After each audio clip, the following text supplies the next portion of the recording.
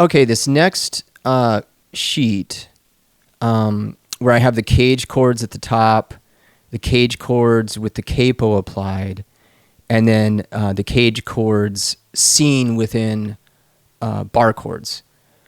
We won't get into bar chords in this course. That's another course, the half bar chord course. But it is important that you see how these root notes stay the same. So if you take a C chord and you slide it around, you need to be able to find the root notes.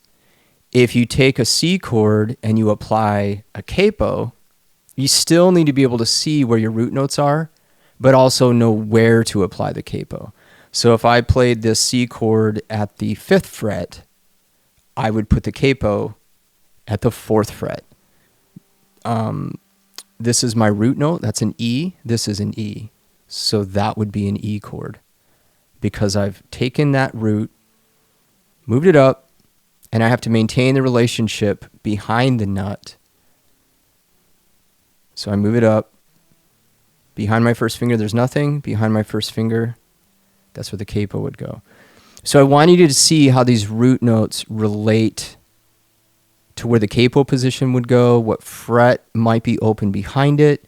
So like this A chord, you know, your root note is the 5th string open, and then on the 3rd string, and there's a fret behind it. So if you slide it up, you maintain that relationship. If I'm playing this chord, you need to know what this is called. This is a C chord because this note of my chord, my 2nd finger, is a C note, and I would put the capo at the 3rd fret, and it would be barring a C note on the 5th string.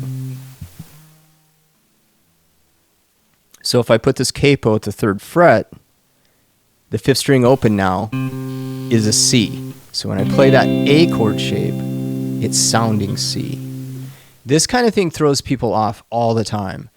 And this is where people have to be really careful to not get overly confident with what they're doing. You have to know how to communicate this. If you see somebody playing somewhere on the neck, capoed somewhere, they may tell you the key they think they're in, they may be off by a half step. So being able to look across from a singer-songwriter or a guitar player, and if they're capoed somewhere, playing an A chord, an E chord, a G chord, a D chord, you know, whatever, you need to know what key they're in. Because I've been on stage plenty of times where someone has put the capo 1 fret too high or low and told you what key they thought they were in, and then the band starts and you're not in that key. So don't trust that people know what key they're in. They're just sliding the capo around. Or guitar players, if you're playing with a singer-songwriter in the key of B flat, you need to know where to go to put the capo and not be one half step high or low or a whole step. So the relationship between the top row and the 2nd row, it's the same chord shapes. I'm just showing you where those root notes would be found with the capo applied. And then with the CAGED chords, that, you know, with the bar applied, this shows you where you would put your first finger to bar to take the place of the capo.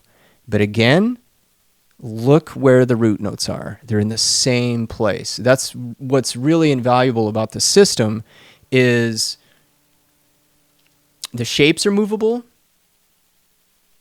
and the root notes stay in the same place. You just have to know where you are on the neck.